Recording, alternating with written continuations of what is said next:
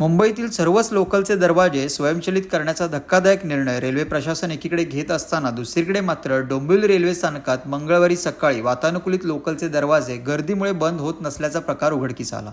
पावसाचे दिवस सुरू असले तरी उकाडाही कायम आहे, त्यामुळे बहुतांशी प्रवाशांची पसंती एसी लोकलला आहे।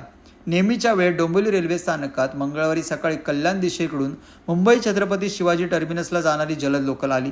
प्रवाशांनी नेहमीप्रमाणे लोकल डब्यात चढण्यासाठी गर्दी केली।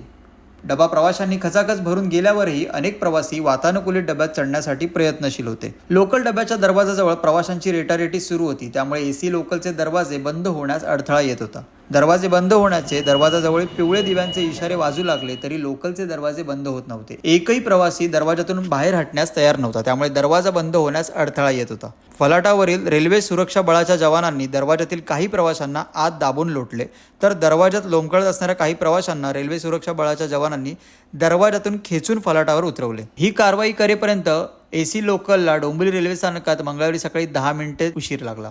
वातानुकूलित लोकल खोळंबल्याने या लोकलच्या पाठीमागे येणाऱ्या लोकल ठाकुर्ली कल्याण दिशेने खोळंबून राहिल्या। 10 मिनिटांनंतर वातानुकूलित लोकलचे डबे बंद झाल्यावर लोकल मुंबईच्या दिशेने रवाना झाली।